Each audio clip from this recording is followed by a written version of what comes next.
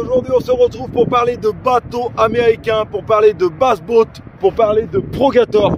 Progator, c'est qui, c'est quoi, ça vient d'où? Déjà dégelé pour le vent, il y a l'autoroute aussi à côté, mais si je devais attendre que le vent se calme, je pense que je serais mort à l'heure actuelle quand il va falloir tourner cette vidéo. Alors tout de suite, maintenant on parle de quoi? On parle de bass boat américain, on parle de Progator. Je vous présente mon Progator, le 170V.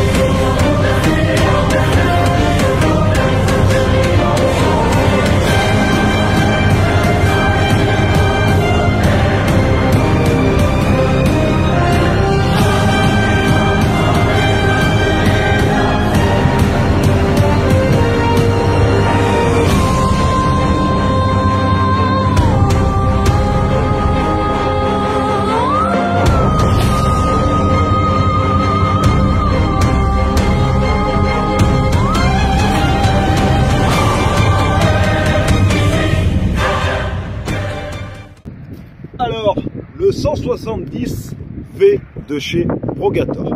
Déjà, Progator, c'est qui? C'est des fabricants de bateaux. Donc, ils font des bateaux open, ils font des bass boats et ils font des barques. Ils sont situés aux États-Unis et ils sont en Louisiane. C'est une entreprise familiale qui développe des bass boats. Je vous invite à aller jeter un coup d'œil à leur site. Vous en saurez beaucoup plus. Maintenant, à l'arrière de ce bateau, on va retrouver quoi? On va y retrouver un moteur Suzuki, un DF115 qui est de 2008 et qui a 480 heures. Il a toujours été entretenu. Les factures sont à l'appui. Ce qu'il y a de cool, c'est quand j'ai récupéré ce bateau, j'ai la carte grise américaine, les papiers américains, la remorque. On en parlera un petit peu pas tout à l'heure, mais c'est une remorque américaine et elle a été homologuée. J'ai une carte grise française. Faites gaffe quand vous achetez des bateaux américains. Souvent, les remorques ne sont pas homologuées. Alors techniquement, c'est pas très grave, mais si vous avez un accident, eh ben là, ça va devenir beaucoup plus grave. À l'arrière de ce bateau, on va y retrouver une jack plate pour allonger un peu le bateau pour gagner en puissance. Au niveau de l'hydrocution. Enfin, du moins, c'est hydraulique pour la navigation. J'ai mangé le nom, c'est pas grave. On a aussi une hélice en inox. C'est une 4 palmes, ce n'est pas d'origine. Une 4 palmes, ça va apporter quoi?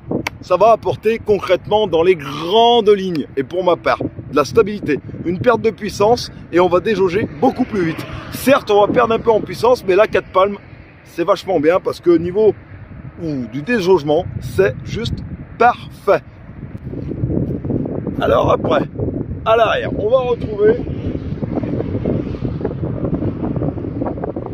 le vivier.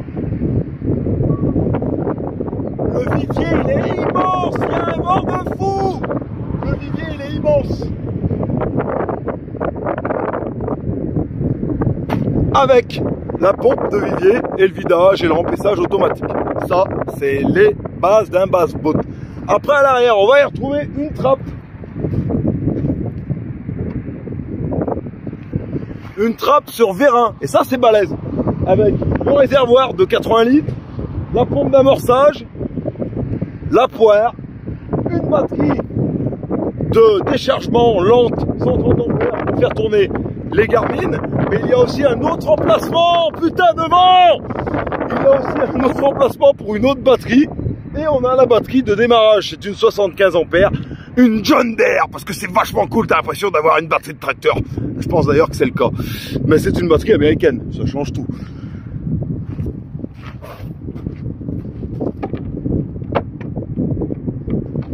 À savoir aussi, petit détail, mais toutes les poignées, c'est des Perco en inox. Ça, c'est du Perco. Perco, c'est quoi? C'est américain aussi. Et bah, c'est de la marque, c'est de la bonne marque, et c'est tout en inox. Donc c'est un petit détail, mais c'est pas du plastique. Et souvent, il est horrible. Je pense que la qualité de vidéo sera merdique, mais c'est pas grave. Comme vous avez pu le voir, il y a un assis debout derrière et un assis tout court devant. Alors là, on est au poste de pilotage.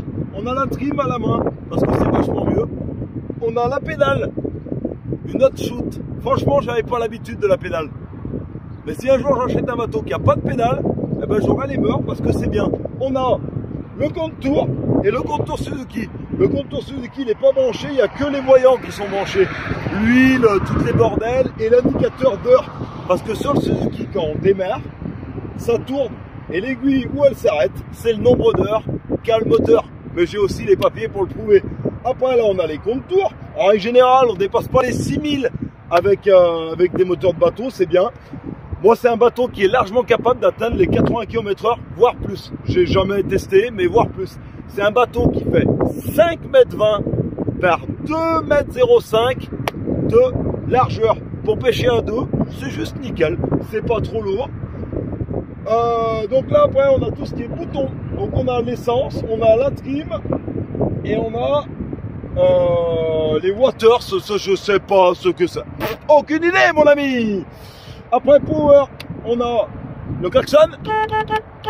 Ah, c'est un peu de la merde le klaxon, mais on s'en fout. On a la pompe de cale, la pompe de vivier, les feux de navigation et après avant ou arrière pour balancer l'électricité. On a encore aussi la trim qui se retrouve là. Toujours pareil, quand on a une pédale, on a juste à activer, accélérer, reculer. On ne jauge pas la vitesse avec ça. Maintenant, on passe devant. Encore une fois, désolé pour la qualité de la vidéo. Je pense qu'avec le vent, ça sera merdique. Enfin, c'est pas grave. On a trois rangements principaux. Le premier, le coffre à canne. Il est très grand. Moi, j'ai 3 cannes, une rame, des têtes plombées et des puisettes. Vous voyez? Pour y mettre un sanglier. Donc là, le premier rangement. Un truc tout con, mais c'est pratique pour les cannes. Ça, c'est bien pratique. Après, on a devant. Savoir qu'il n'y a pas de vérin. Il n'y a qu'un seul vérin à l'arrière. Devant, on a le rangement pour tout ce qui est boîte à l'heure et le chargeur de batterie. Le chargeur de batterie, il est là. Il n'y a plus qu'à débrancher le tuyau et on se branche. Dessous, on a 2 batteries en 110 ampères pour le Terrova. Après, c'est tellement grand, là, vous en mettez 50 si vous voulez, c'est pas un problème. Et là, on a... Attendez, il faut que je monte. Ah, sanglier. Ah. Et là, on a encore un rangement là où j'ai la pédale du Terrova, un peu tout mon bordel en cap parce que j'y ai tiré un peu à l'arrache, mais bon, ceux qui sont un peu plus méticuleux sur le branchement des câbles peuvent y faire bien mieux. Et on a la glacière, un basse-boat, un vrai basse-boat américain. Ça a une glacière, c'est pas moi qui le dis, hein, c'est sur Basse Culture, ils disent un vrai basse-boat américain qui se respecte, ça a une glacière. Donc lui, il a une glacière. Les sièges, tiens, ça c'est à moi, d'ailleurs je sais pas ce que ça fait là. On a 2 porte-gobelets, une trappe avec, bah regardez, on peut en mettre des conneries, hein. J'ai gilet de sauvetage, des leurres qui traînent, il y a même des leurres à lit. J'aime pas les leurres à lit, mais il y en a, faut avouer. C'est ceux de mon collègue, faudra que je lui les rende, un de ces 4. Vous savez, dans une des vidéos, je vous les présentais, il me les avait filés. Faudra que je lui les rende. Sinon, on a les Ketek. Les Ketek, c'est bien les Ketek. Ou les Biwa, c'est bien les Biwa. Enfin, c'est pas grave. Donc voilà, les amis. On passe à l'avant tout de suite. À l'avant, on va retrouver quoi? On va retrouver le bouton pour la trim.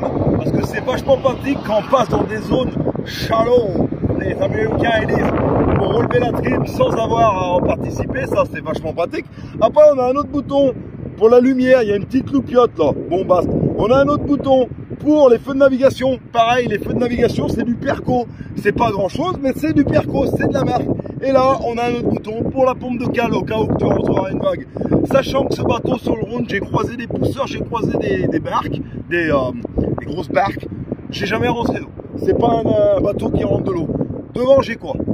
J'ai un Garmin en 10 pouces, la perche de cale. Donc là, j'ai enlevé un taquet, ça évite bien de percer. Et je me suis repris dessus. Et on a mon petit 72 pour le 2D. Après tout ce qui est stickers, c'est des vrais stickers que j'ai commandé sur eBay. Une couille, mon gars! 42 et le Megabass 42, mais c'est trop stylé, ça fait trop bien, j'adore, ça fait Wicca. Donc maintenant on passe à la remorque et je pense que j'aurai fini. Si je vous avais pas dit aussi, le bateau est de 2015. La remorque est de 2015 et comme je vous l'ai dit, la remorque a été homologuée en France, c'est-à-dire qu'ils ont changé le timon, ils ont changé l'essieu. L'essieu, ils sont partis sur du Knot. Knot, c'est très bien parce que c'est connu des revendeurs de remorques et des pièces, on en retrouve. Un truc tout con, mais la rouge au quai. La rouge au quai, c'est une rouge au quai américaine, c'est-à-dire que clac, et on la bascule. Et contrairement au CBS, Sunway et compagnie qu'il faut remonter, et ben ça, c'est pas grand-chose, mais c'est vachement bien. Et c'est soudé, c'est pas rajouté, c'est vraiment d'origine. La remorque, elle est donc de 2015. Il y a plein d'autocollants Sonner Eurocup 2017 et 2016 parce que l'ancien propriétaire faisait partie de l'équipe de France de Black Bass. Dédicace à lui s'il voit cette vidéo. Franchement Vincent, le bateau que tu m'as vendu, j'en suis super content. Je vais peut-être le vendre pour passer sur plus grand, surtout plus puissant. Mais j'en suis très content ce bateau pour pêcher tout seul ou à deux, c'est le top. Après à 3, je ne pêche jamais à 3. Mais voilà, il va très bien. La remorque, elle est dans un état irréprochable. Elle est nickel chrome. Je vous le dis encore une fois, quand vous achetez un bateau américain, faites gaffe. Il faut absolument que la remorque soit homologuée. C'est hyper important. Donc voilà, moi ce n'est plus une OZ Loader, mais une Lachaud, parce que celui qui l'a fait homologuer, c'est Lachaud, l'entreprise. Donc du coup, la plaque constructeur Lachaud, elle est là, et la carte grise, elle est au nom de Lachaud. Donc ce n'est plus une OZ Loader. Mais sur le Z-Loader, il y a un truc bien, on a les petits taquets à l'arrière. Alors pour ceux qui rentrent les bateaux au moteur, ben, c'est super pratique, ça vous guide. Moi personnellement, je le rentre à la corde, je fais hyper attention parce que c'est le bateau d'une vie quasiment, donc et puis merde, que j'ai pas envie de le niquer. Mais voilà, c'était la présentation de mon petit bateau. Il est noir, avec des petites paillettes dans le noir, rouge, chromé, ça fait vachement bien. Le gris, c'est tout gris pailleté, c'est trop de la bombe. Et le rouge bordeaux, c'est tout rouge bordeaux, c'est trop de la bombe. Donc EZ Loader, c'est connu aux États-Unis, peu en France. Progator, j'ai entendu dire qu'il y en avait pas mal en Espagne. En France, il devrait y en avoir 3-4. Il n'y en a pas eu beaucoup d'importés parce que c'était Instinct Bass Boat qui les importait et je crois que ce monsieur a fermé. Donc voilà, c'est réglé. Moi, ce que je pouvais vous dire sur Progator, allez voir sur leur site internet, c'est des super bass boats, je l'adore. Les amis, je vous dis ciao, je vous dis bye bye. Vendredi à la vidéo où à 3 cm près, j'ai dit j'explosais mon record, mais non, j'égalisais mon record. Là, eh ben, il manquait 4 cm du coup pour exploser le record. J'ai hâte d'être vendredi pour vous la sortir cette vidéo parce que le sharpshootinger, ça a bien donné. Les amis, je vous dis ciao, je vous dis bye bye. On est de plus en plus nombreux sur la chaîne, c'est vachement trop cool. Ciao, c'était Fat Fromage.